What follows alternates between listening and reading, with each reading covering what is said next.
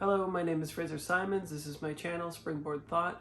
Today I'm going to be doing SHAWN the Book Maniac's original tag, the Mookse and the Gripes book tag, which is you pick 10 books to read on your bucket list. This appears to be a podcast and a website, both of which I hadn't heard of, so his tag is working. It's propagating itself and people are hearing about the podcast and the website, which I will check out after this. I actually chose 12 books because some of these just seem quite perfunctory, like most people have them on their bucket lists. And so I want to make a distinction in mine in that I read a lot of books, and these are the ones that are the most intimidating on my shelves right now.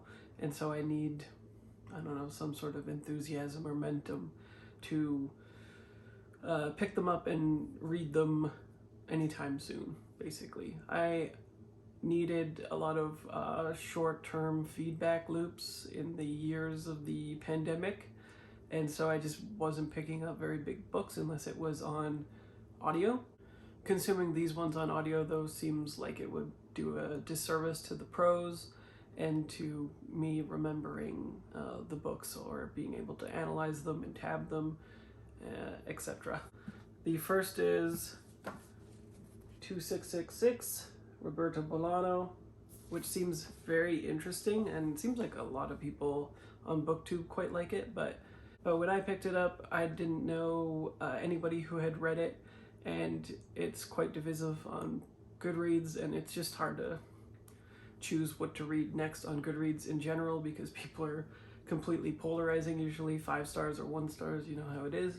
The blurb sounds fascinating for it, which is why I picked it up. 3 academics on the trail of a reclusive German author, a New York reporter on his first Mexican assignment, a widowed philosopher, a police detective in love with an elusive older woman.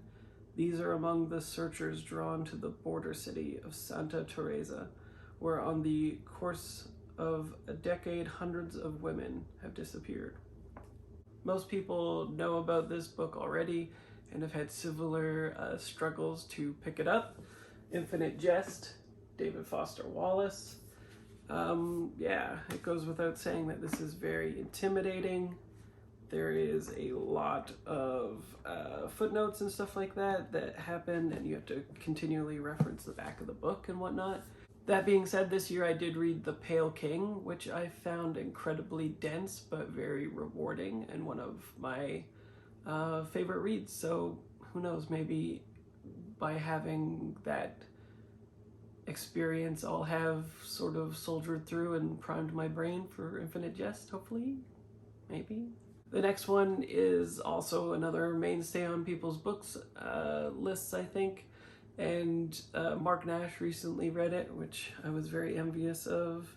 It's William Gaddis's The Recognitions, which I've heard is a very challenging read. The Recognitions is a sweeping depiction of a world in which everything that anyone recognizes as beautiful or true or good emerges as anything but our world. The book is a masquerade moving from New England to New York to Madrid, from the art world to the underworld, but it centers on the story of Wyatt Gouin, the son of a New England minister who forsakes religion to devote himself to painting, only to despair of his inspiration. In expiation, he will paint nothing but flawless copies of his revered old masters, copies, however, that find their way into the hands of a sinister financial wizard by the name of Rectal Brown, who of course sells them as the real thing. So, sounds awesome. This one I picked up quite a while ago, but I saw that Mark has read it and liked it, which maybe the boost I need to pick it up in the future.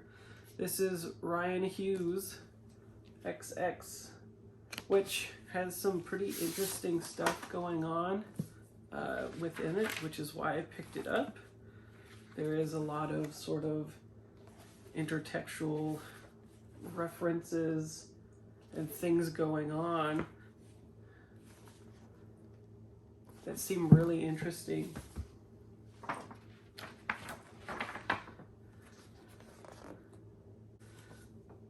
At Jordell Bank Observatory in England, a radio telescope has detected a myriad...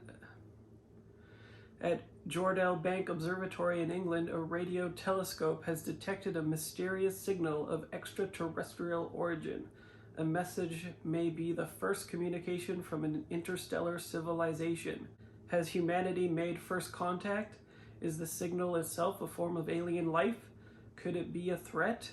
If so, how will the people of Earth respond? Jack Fenrick, artificial intelligence expert, believes that he and his associates at tech startup Intelligentsia can interpret the message and find a way to step into the realm the signal encodes. What they find is a complex alien network beyond anything mankind has imagined. Drawing on data, punk, and modernist movements of the 20th century, XX is assembled from redacted NASA reports, artwork, magazine articles, secret transcripts, and a novel within a novel.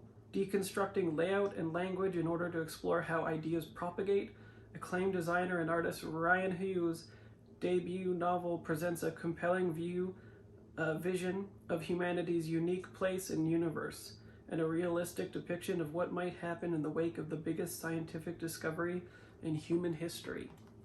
And then another one is just consuming all of William Blake's stuff.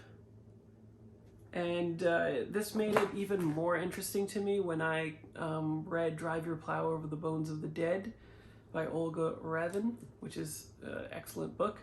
There is a unhinged woman character in that, protagonist, who is fantastic, and she's translating all of William Blake's complete works from the original into English herself.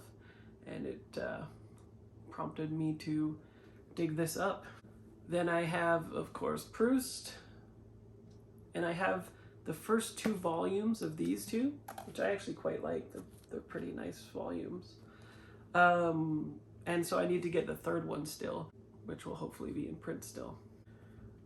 Next, Ulysses, James Joyce, / the most boring cover of all. Wonder why I haven't picked this up. Another one that's probably on a lot of people's list as well, Don DeLillo's Underworld. Underworld's blurb: Nick Shea and Clara Sachs knew each other once intimately, and they meet again in the American desert. He is trying to outdistance the crucial events of his early life. She is an artist who has made a blood struggle for independence. Underworld is a story of men and women together and apart, seen in deep, clear detail and in stadium-sized panoramas, shadowed throughout by the overarching conflict of the Cold War. It is a novel that accepts every challenge of these extraordinary times, Don DeLillo's greatest and most powerful work of fiction.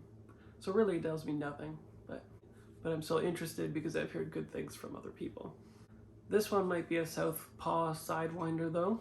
Tad Williams' Empire of Grass. He has very, quite big epic fantasy books.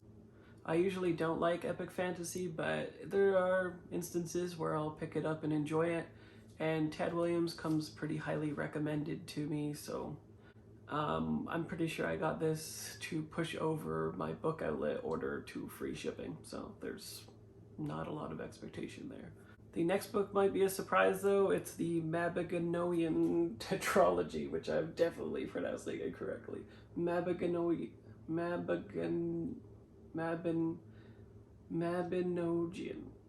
And I picked this up because I was reading a whole bunch of old Arthurian stuff, and I've heard that this is much better, so we'll see, because that Arthur stuff was straight trash, I'll tell you.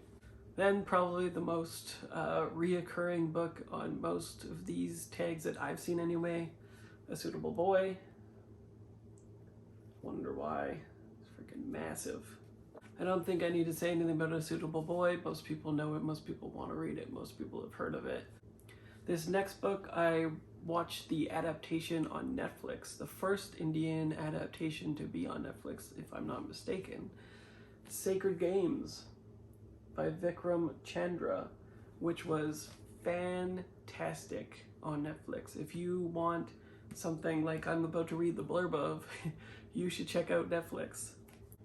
A policeman, a criminal overlord, a Bollywood film star, beggars, cultists, spies, and terrorists, The lives of the privileged, the famous, the wretched, and the bloodthirsty interweave with cataclysmic consequences amid the chaos of modern-day Mumbai. In this soaring, uncompromising, and unforgettable epic masterwork of literary art. So it doesn't really tell you too much.